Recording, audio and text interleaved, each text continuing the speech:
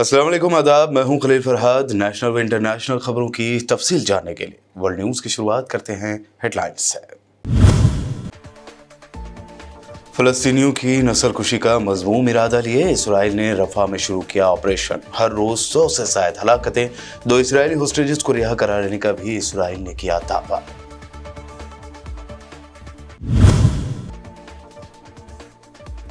रफ़ा operation को लेकर अरब ममालिक ने जारी किया मज़म्मती पैगाम। फ़लस्तीनी जंगजुओं को हथियार सप्लाई करने के इल्ज़ाम पर मिस्र ने इसराइल को दी धमकी।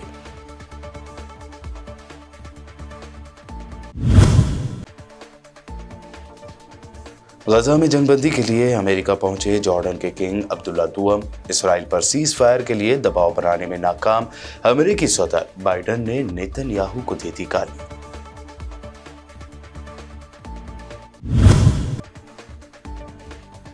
मोदी सरकार के खिलाफ किसानों का अजीम एहतजाज शुरू। दिल्ली मार्च का हुआ आगाज। किसानों ने कहा 6 महीने का राशन लाए हैं, मांगे पूरी होने के बाद ही होंगे वापस।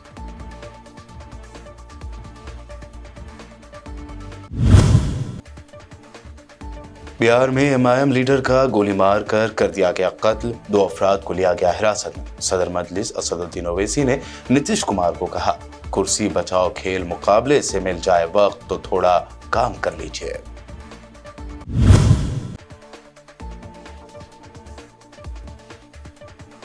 महाराष्ट्र के मुसलमान हमारे साथ। संजय राउत ने किया दावा। कहा, हम मुल्क को हिंदू पाकिस्तान या हिंदू ईरान नहीं बनने देंगे। ये हेडलाइंस बढ़ते हैं खबरों की तफसील की जानिब। फ़लस्तीनियों की नस्लकुशी का मज़मूम इरादा लिए इसराइल ने अब रफ़ा में अपना ऑपरेशन शुरू किया है। गुज़िश्ता 24 घंटों के दौरान 200 से ज़ायद आम फ़लस्तीनी शहरी इसराइली हमलों में शहीद हो चुके हैं। इस दौरान साउथ गजा के इलाके रफ़ा में रात भर ऑपरेशन के दौरान इसराइली फ़ौज ने 2 इसराइली यरगमाली छुड़ाने का दावा किया है। गैर मुल्की मीडिया रिपोर्ट्स के मुताबिक इसराइल का कहना है कि यरगमाल बनाए जाने के 128 दिन बाद फोर्सेज ने गजा से 2 इसराइली शहरियों को खुसूसी ऑपरेशन में बाजियाब करा लिया है। इसराइली फौज ने पीर को कहा कि उसने साउथ गजा के इलाके रफ़ा में रात भर खुसूसी ऑपरेशन किया। यरगमालियों यानी होस्टेजेस में 60 साला फर्नांडो साइमन मॉर्मिन और 70 साला लुइस हार शामिल हैं, जिन्हें 128 दिन पहले हमास के 7 अक्टूबर को इसराइल पर हमले के दौरान होस्टेज बना लिया गया था। इसराइल की जानिब से मिस्र पर फ़लस्तीनी जंगजुओं को हथियार सप्लाई करने का इल्ज़ाम लगाने के बाद मिस्र ने शदीद एतराज़ ज़ाहिर किया है। अब मिस्र और इसराइल के दरमियान ताल्लुकात में कशीदगी आ गई है। कशीदगी के माहौल में मिस्र ने तेल अवीव को फैसला कुन वार्निंग भरा मैसेज भेजा है। कायरा ने तेल अवीव को धमकी दी है कि अगर उसने रफ़ा के खिलाफ फ़ौजी ऑपरेशन शुरू किया तो उसके साथ सिफारती ताल्लुकात पर नज़रसानी और ताल्लुकात पर कमी की जाएगी। साथ ही मिस्र ने इसराइल के साथ ताल्लुकात को लिमिटेड करने का भी ऐलान किया है। इसराइल के नॉर्थ गजा और खान यूनिस के बाद रफ़ा शहर में भी ज़मीनी ऑपरेशन शुरू किया गया, जिसके बाद दुनिया भर से उसकी मज़म्मत की जाने लगी है। गैर मुल्की खबर रसा इदारे के मुताबिक ब्रिटेन, सऊदी अरब, मुत्तहिदा अरब अमारात, कतर और लिबनान ने इसराइली फैसले की शदीद मज़म्मत करते हुए इसे तबाहल फ़लस्तीनियों की मज़ीद तबाही का इक़दाम करार दिया है। जॉर्डन के शाह अब्दुल्ला दुअम ने अमेरिका का दौरा करते हुए अमेरिकी सदर जो बाइडन से मुलाकात की। उनका व्हाइट हाउस में खैर मकदम किया गया। गजा में महीनों से जारी जंग को किस तरह ख़त्म किया जाए और आइंदा के लाहे अमल के बारे में किस तरह मनसूबाबंदी की जाए, इस पर बातचीत के लिए वो अमेरिका पहुंचे हैं। दोनों रहनुमाओं ने गजा में यरगमालियों की रिहाई की कोशिशों और सरहदी शहर रफ़ा में एक मुमकिना इसराइली हमले पर बढ़ती हुई तशवीश पर मुज़ाकरात किए। शाह अब्दुल्ला से ये मुलाकात एक ऐसे वक्त हुई है जब बाइडन और उनके मुशीर हमास के खिलाफ इसराइल की जंग में एक और वक्फ की सालसी के लिए काम कर रहे हैं, ताकि खित्ते में इंसानी हमदर्दी की इमदाद और रसीदें भेजी जा सकें और यरगमालियों को वहां से निकाला जा सके। An Israeli attack on Rafah. It is certain to produce another humanitarian catastrophe. The situation is already unbearable for over 1 million people who have been pushed into Rafah since the war started. We cannot stand by and let this continue. We need a lasting ceasefire now. This war must end. We must urgently and immediately work to ensure the sustainable delivery of sufficient aid to Gaza through all possible entry points and mechanisms. And I thank you, Mr. President, for your support on this. अमेरिकी सदर जो Biden ने Israeli वज़ीर आज़म Netanyahu को निजी बातचीत के दौरान गाली दे दी है। अमेरिकी मीडिया ने दावा किया कि अमेरिकी सदर जो बाइडन ने इसराइली प्राइम मिनिस्टर नेतन्याहू से फ़ोन पर बातचीत की और इस दौरान नेतन्याहू की हर धर्म रवैये से तंग आकर गाली दे डाली।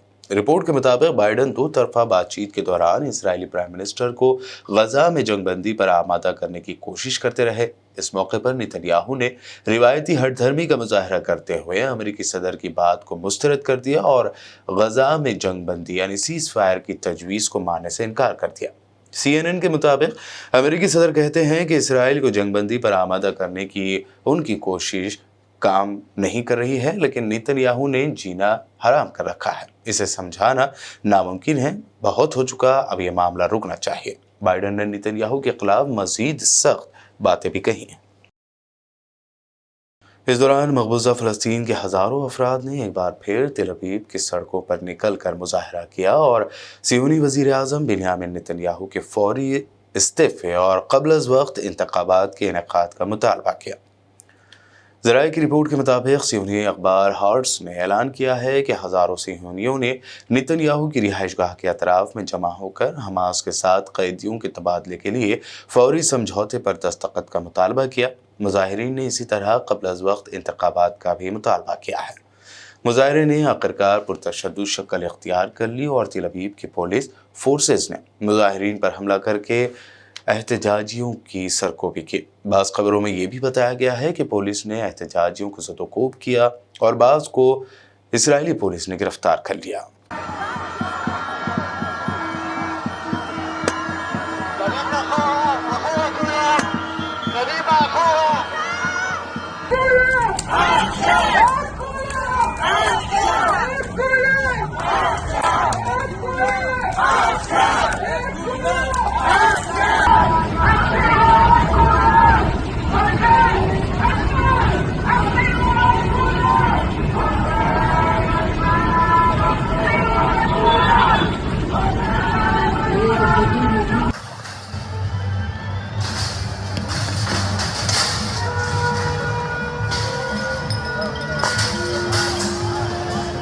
गजा में क़ासिब सियोनी हुकूमत के हाथों फ़लस्तीनियों की नस्ल कुशी के ख़िलाफ़ यूरोप व अमेरिका के मुख्तलिफ़ शहरों में अवाम के वसी मुज़ाहरों का सिलसिला बदस्तूर जारी है। मुख्तलिफ़ यूरोपीय मुल्कों के अवाम ने सड़कों पर निकल कर और बारहा इज्तिमा करके गजा में गाज़िब इसराइली हुकूमत के हाथों फ़लस्तीनियों की नस्ल कुशी के ख़िलाफ़ एहतजाज किया है और फ़लस्तीनी अवाम की जारी नस्ल कुशी के तई अपने मुल्कों के हुक्मरानों की खामोशी पर कड़ी तनक़ीद और एतराज़ ज़ाहिर किया।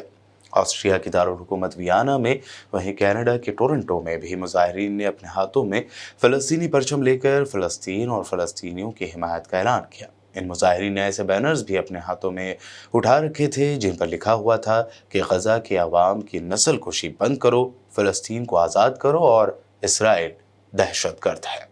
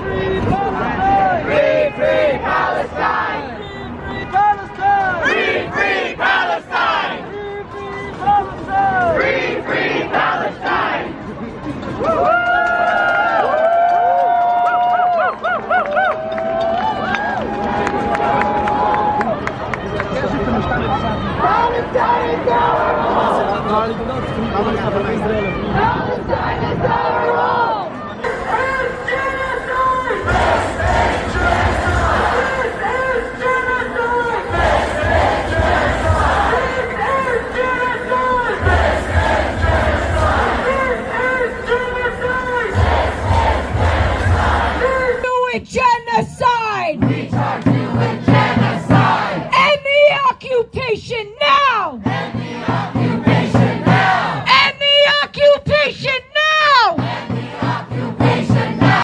मुत्तहिदा अरब अमारात में पीर की रात गए देर तक होने वाली तूफ़ानी बारिशों का सिलसिला मुसलसल दूसरे रोज़ भी जारी रहा, जिसके बाद तालीमी इदारे मंगल को भी बंद रहे। इसके अलावा आज भी घरों से काम करने की इजाज़त देने का फैसला करते हुए प्राइवेट सेक्टर से भी अपील की गई कि वो अपने कारकुनों को मंगल के रोज़ भी घर से काम करने की इजाज़त दें। यूएई की ह्यूमन रिसोर्स मिनिस्ट्री की जानिब से कहा गया कि प्राइवेट सेक्टर में काम करने वाली कंपनियों को ज़रूरी इक़दाम के तौर पर अपने कारकुनों को घरों से काम करने के लिए कहें। अमारात में तूफ़ानी बारिशों के बाद सड़कों और गली महलों में पानी ही पानी नजर आया। इस दौरान अमारात के मुख्तलिफ मिनिस्ट्रीज चैलेंज से निपटने के लिए इक़दाम कर रही हैं। सरकारी मुलाजमीन को मंगल के रोज़ भी घर से काम करने की इजाज़त दी गई।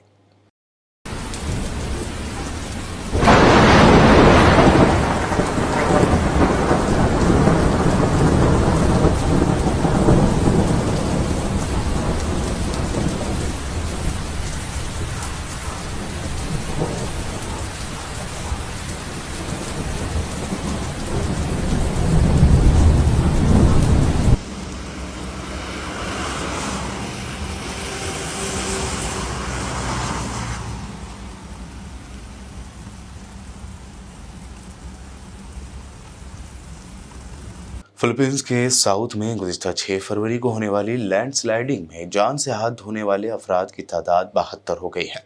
मनीला बुलेटिन अखबार के मुताबिक municipal disaster risk reduction and management office ने मुल्क के साउथ में मसारा गांव में लैंडस्लाइडिंग के हवाले से एक बयान देते हुए कहा कि लैंडस्लाइडिंग से मुतासरा इलाकों से मजीद 14 लाशें निकलने के बाद हलाकतों की तादाद 72 हो गई।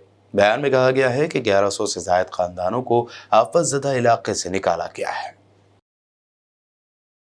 इंडोनेशिया में आसमानी बिजली फुटबॉलर की जान ले गए। इंडोनेशिया में फुटबॉल मैच के दौरान ये नाखुशगवार वाक़या पेश आया। तफसीलात के मुताबिक इंडोनेशिया में एक फुटबॉल मैच के दौरान आसमानी बिजली गिरने से एक खिलाड़ी की मौत ने हर तरफ खौफ व हरास फैला दिया। वाक़े के बाद खिलाड़ियों और तमाशाइयों में खौफ व हरास फैल गया। ज़ख्मी खिलाड़ी को फौरी तिब्बी इमदाद के लिए अस्पताल ले जाया गया, जहां रास्ते में ही उस खिलाड़ी ने दम तोड़ दिया। महलूक खिलाड़ी की शनाख्त एफएलओ सोबांग टीम के 30 साला सिप्तान के नाम से हुई है। बुलेटिन में वक्त हुआ है एक शॉर्ट ब्रेक का। जल्द लौटेंगे और देखेंगे मज़ीद अहम खबरें।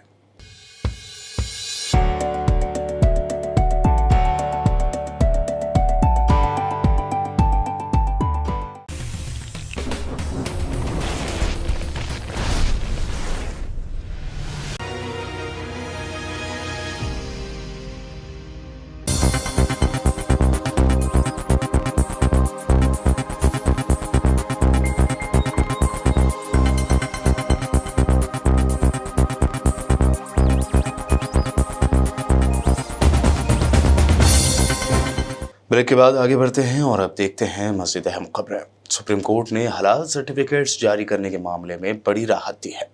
जस्टिस BR गोगोई और जस्टिस संदीप मेहता की बेंच ने राहत देते हुए कहा कि हलाल इंडिया लिमिटेड और जमीयत उलमा महाराष्ट्र के खिलाफ कार्रवाई नहीं की जाएगी।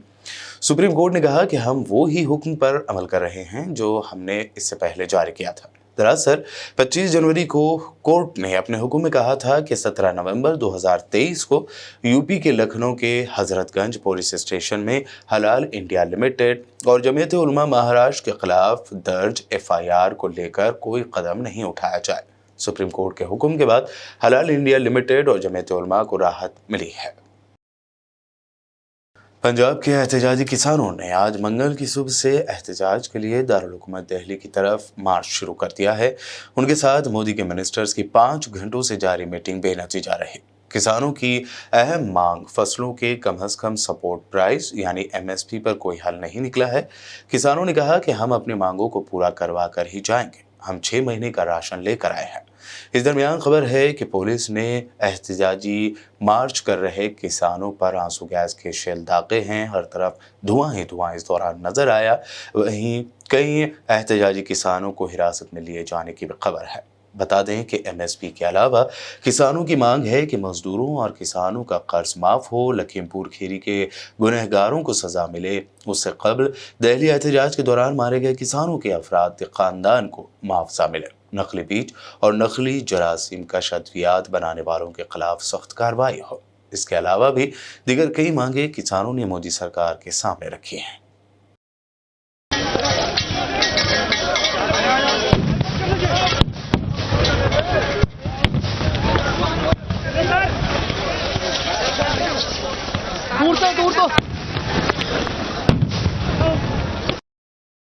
इस दरमियान मोदी हुकूमत के साथ बातचीत पर इत्तेफाक नहीं बनने के बाद पंजाब के एहतजाजी किसान दिल्ली जा रहे हैं। किसानों के एहतजाजी मुजाहरे को देखते हुए दिल्ली पुलिस ने सिक्योरिटी इंतजाम सख्त कर रखे हैं। दिल्ली और यूपी बॉर्डर के दरमियान रातों रात एक कंक्रीट दीवार खड़ी कर दी गई है। किसान आंदोलन को देखते हुए दिल्ली यूपी के गाजीपुर बॉर्डर पर यह कंक्रीट दीवार खड़ी करके रास्ता रोक दिया गया ताकि कोई भी बॉर्डर पार ना कर सके। वहीं मेरठ दिल्ली NH9 का रास्ता भी गाजीपुर बॉर्डर के पास बंद कर दिया गया है। कांग्रेस सदर मल्लिकार्जुन खड़गे ने किसानों के दिल्ली चलो आंदोलन पर बड़ा बयान दिया। उन्होंने एक्स पर पोस्ट करते हुए लिखा कि मौजूदा हुकूमत ने किसानों से किए वादों को तोड़ा है। कांग्रेस लीडर ने लिखा कि हुकूमत ने किसानों को बदनाम करने में कोई कसर नहीं छोड़ी है। आंदोलन जीवी और परजीवी कहकर किसानों को बदनाम किया था। इसके अलावा कांग्रेस सदर ने लिखा कि हम किसान आंदोलन को मुकम्मल सपोर्ट कर रहे हैं। सीनियर कांग्रेस लीडर रणदीप सिंह सुरजेवाला ने प्रेस कॉन्फ्रेंस करते हुए कहा कि जब भी तारीख लिखी जाएगी तब मोदी सरकार के 10 साल के दौर को किसानों के खिलाफ जुल्म, दबाव और इस्तेहसाल के तौर पर जाना जाएगा। जब भी इतिहास लिखा जाएगा तब मोदी सरकार के 10 साल के कार्यकाल को किसानों के खिलाफ क्रूरता, बर्बरता, दमन और दंशकाल के रूप में जाना जाएगा। आज भाजपा की केंद्र सरकार तथा हरियाणा, राजस्थान, उत्तर प्रदेश की भाजपा सरकारों ने देश की राजधानी दिल्ली को एक पुलिस छावनी में तब्दील कर रखा है, जैसे किसी दुश्मन ने दिल्ली की सत्ता पर हमला बोल दिया। दिल्ली के चौतरफा, खास तौर पर हरियाणा, क्योंकि वो 2/3 हिस्सा है दिल्ली के दोनों तरफ, खास तौर हरियाणा और दिल्ली बॉर्डर पर मंजर क्या है, मैं ये आज आपसे साझा करना चाहूंगा। पहला, सोनीपत में कुंडली और बहादुरगढ़ में टीकरी दिल्ली बॉर्डर पर सीमेंट के बैरिकेड्स, बड़े बड़े बोल्डर्स, रोड रोलर्स, कंटेनर्स लगा उन्हें सील कर दिया गया है। यही हाल यूपी और राजस्थान बॉर्डर का भी है। दूसरा, जहां दिल्ली की चौतरफा किलेबंदी की गई है वहां सड़कों पर कीलें बंदी कर दी गई है, यानी कीलें और नश्तर दिल्ली की चौतरफा सड़कों पर जमीन में गाड़ दिए गए हैं। यही नहीं, कंटीले तारों की दीवारें बना दी गई हैं। तीसरा,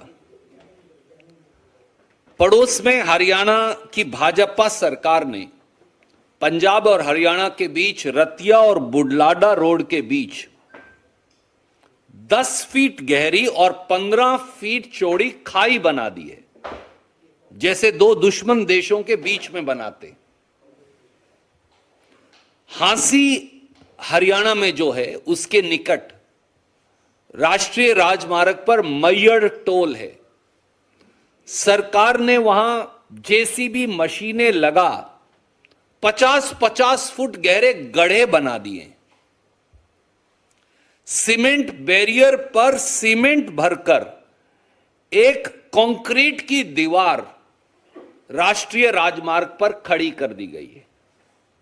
मजलिस इत्तेहादुल मुस्लिमीन के एक और लीडर का बिहार में गोली मारकर कत्ल कर दिया गया।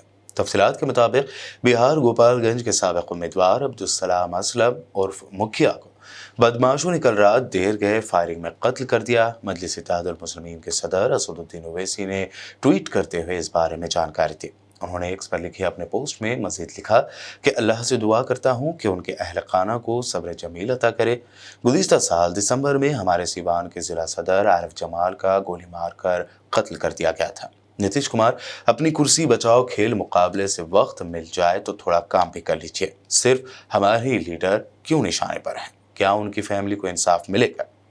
इस दौरान गोपालगंज पुलिस ने अपने ऑफिशियल एक्स अकाउंट पर इस केस की तफसील बताते हुए दावा किया कि इस मामले में 2 लोगों को हिरासत में लिया गया है। वाकई में इस्तेमाल की गई बाइक को भी बरामद किया गया और मजीद तेज रफ्तार तफ्तीश जारी है। वहीं बिहार एमआईएम सदर अख्तरुल ईमान ने इस बारे में तफसील बताते हुए खातियों को जल्द अज जल्द गिरफ्तार करने और उनके खिलाफ सख्त कार्रवाई का मुतालबा किया। अस्सलाम वालेकुम साहब। सर हम गोपालगंज से बोल रहे हैं। असलम मुखिया साहब उपचुनाव जो चुनाव लड़े थे एमआईएम पार्टी से सर, हाँ बोलिए। उनको गोली मारकर हत्या कर दिया गया सर। आधा घंटा हुआ अभी सर। क्या बात कर रहे हैं सर अभी बोल रहे हैं सर, सच बोल रहे हैं सर। एक मजाक तो नहीं कर रहे हैं? कसम खुदा की, कुरान की कसम। कैसा हुआ ये? पता नहीं, एक बाइक सडनली बेचारे को हम लोग वो लोकसभा चुनाव के लिए वो आज बात कर रहे थे, मीटिंग वगैरह कर रहे थे लोग, उसके बाद गोली मार दिया गया उनको। अभी आधा घंटा पहले सदर अस्पताल में उनको रखा गया है, उनके डेथ बॉडी को। अरे बाबा, हम लोगों के साथ हमेशा ये गलत ही हो रहा है सर। सिवान में जस्ट जिला जो बगल है गोपालगंज के बगल में सर, वहां पे अभी मामला शांत नहीं हुआ। एमआईएम का एक नेता था, उसको भी मार दिया गया बंदे को। फिर अब हमारे गोपालगंज के जो थे उनको भी मार दिया गया, असलम मुखिया को साहब को। क्या बोले भाई? सर हम लोगों के साथ बहुत गलत हो रहा है, बहुत नाइंसाफी हो रहा है सर। आपको यकीन नहीं हो रहा भाई? आप सही कह रहे हैं क्या? कसम खुदा की सर। फिर अभी बात करते हैं जी। और सदमे के साथ मुझे इज़हार ख्याल करना पड़ रहा है कि एमआईएम के सारण के जिम्मेदार और स्टेट सेक्रेटरी हमारे पार्टी के गोपालगंज से उम्मीदवार रहे जनाब मुखिया असलम साहब का जालिमों ने मर्डर कर दिया है। और इससे 1 महीना कबल, अभी 2 महीना कबल तकरीबन वहां सिवान में भी हमारे एक मजबूत कारकुन का मर्डर कर दिया लोगों ने। और हुकूमत आज तक कातिलों को गिरफ्तार नहीं कर सकी है। मेरा हुकूमत बिहार से मुतालबा है कि मुस्लिम अक़लियत के लोगों के जान और माल, इज्जत आबरू की तहफ़्फ़ुज़ नहीं हो रही है। एमआईएम के पार्टी के जिम्मेदारों का इस तरह से कत्ल हो रहा है। आरिफ जमान का पहले हुआ 2 महीना पहले, और अभी जनाब असलम साहब का हुआ। दोनों की पार्टी से मजबूत वाबस्तगी थी। हुकूमत वक्त से हमारा मुतालबा है कि कातिलों की फौरी तौर पर तलाशी की जाए और कातिलों को फांसी के फंदे पर लटकाया जाए और एमआईएम के कारकुनों को तहफ़्फ़ुज़ दिया जाए। हम लोगों ने पिछले दिनों से, पिछले कई महीनों से हुकूमत बिहार के तमाम तर महकमे से, डीजीपी से लेकर के आईजी सिक्योरिटी तक, होम सेक्रेटरी तक हम लोगों ने गुजारिश की है।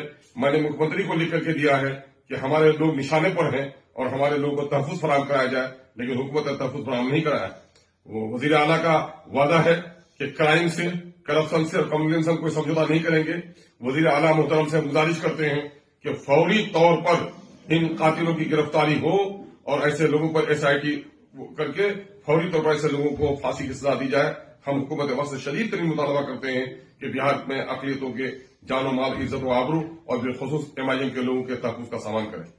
लालू यादव के फर्जंद और बिहार के साबिक़ डिप्टी सीएम तेजस्वी यादव ने बिहार असेंबली में जबरदस्त तकरीर करते हुए नीतीश कुमार के साथ साथ बीजेपी और आरएसएस को जमकर निशाने पर लिया। अध्यक्ष महोदय इस नई सरकार के विरोध में खड़े हैं और सबसे पहले हम माननीय मुख्यमंत्री जी को धन्यवाद देना चाहते हैं कि लगातार 9 बार उन्होंने शपथ लेकर के इतिहास रचने का काम किया और 9 बार तो लिया ही महोदय, लेकिन एक ही टर्म में 3-3 बार लिया। ऐसा अद्भुत नजारा हम लोगों ने नहीं देखा। माननीय दोनों सम्राट चौधरी जी डिप्टी सीएम बने, बड़ी खुशी है कि ये डिप्टी सीएम बने, लेकिन ये बात समझना पड़ेगा और बिहार की जनता ये जानना चाहती है कि आखिर ऐसा क्या कारण है कि आप कभी इधर रहते हैं, कभी उधर रहते हैं। ये तो सब लोग जानना चाहता है, सब लोग की इच्छा है। आखिर क्या ऐसा हो गया कि आपको ये निर्णय लेना पड़ा? शिवसेना यूबीटी के एमपी संजय राउत ने बीजेपी पर तनकीदी हमला करते हुए कहा कि आज मुल्क और ख़ास तौर पर महाराष्ट्र के मुसलमान हमारे साथ हैं और वो कहते हैं कि हम आपके साथ हैं क्योंकि आपके हिंदुत्व से हमारे घर का चूल्हा जलता है और बीजेपी का हिंदुत्व घर चला देता है। हम देश को हिंदू पाकिस्तान या हिंदू ईरान नहीं बनाए देंगे। इससे कबल महाराष्ट्र के साबिक सीएम और शिवसेना चीफ उद्धव ठाकरे ने भी इसी तरह का बयान दिया था। उन्होंने भी संजय राउत के अल्फाज दोहराए थे। केरल की पिनराई विजयन हुकूमत ने बड़ा ऐलान करते हुए कहा कि वो रियासत भर में राशन की दुकानों पर नेशनल फूड सिक्योरिटी एक्ट के लोगों के साथ पीएम नरेंद्र मोदी की तस्वीरों वाले साइन बोर्ड और फ्लैक्स बैनर लगाने के बीजेपी हुकूमत के फैसले पर अमल नहीं करेगी। सीएम विजयन ने असेंबली में IUML के रुकन असेंबली पी अब्दुल हमीद के पूछे गए एक सवाल का जवाब देते हुए कहा कि ऐसे वक्त में जब लोकसभा इलेक्शन नजदीक है तो सेल्फी मुहिम बीजेपी के इलेक्शन मुहिम का हिस्सा है। हम इसे निशानदेही करेंगे और मरकजी हुकूमत को इन्फॉर्म करेंगे कि ये सही नहीं है और इसे लागू करना मुश्किल होगा। और अब आखिर में हेडलाइंस पर डालते हैं एक और नजर। फलस्तीनियों की नस्लकुशी का मज़मूम इरादा लिए इसराइल ने रफा में शुरू किया ऑपरेशन। हर रोज 100 से ज्यादा हलाकतें। 2 इजरायली होस्टेजेस को रिहा करा लेने का भी इसराइल ने किया दावा।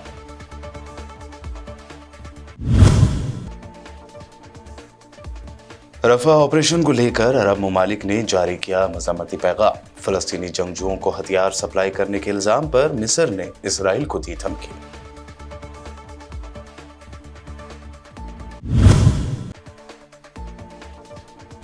गजा में जंगबंदी के लिए अमेरिका पहुंचे जॉर्डन के किंग अब्दुल्ला दुआम। इसराइल पर सीज फायर के लिए दबाव बनाने में नाकाम अमेरिकी सदर बाइडन ने नेतन्याहू को दी थी गाली।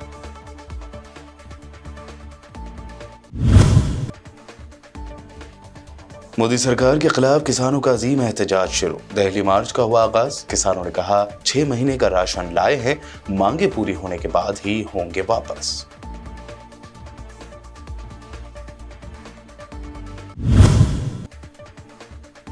बिहार में एमआईएम लीडर का गोली मार कर दिया गया कत्ल। 2 अफराद को लिया गया हिरासत में। सदर मजलिस असदुद्दीन ओवैसी ने नीतीश कुमार को कहा, कुर्सी बचाओ खेल मुकाबले से मिल जाए वक्त तो थोड़ा काम कर लीजिए।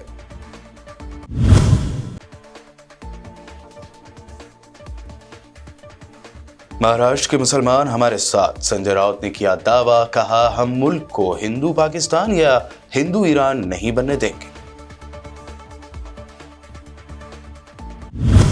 वर्ल्ड न्यूज में अभी आपने देखी अब तक की अहम नेशनल व इंटरनेशनल न्यूज। मजीद ताज़ा तरीन अपडेट्स और दिलचस्प प्रोग्राम्स के लिए देखते रहिए BBN चैनल।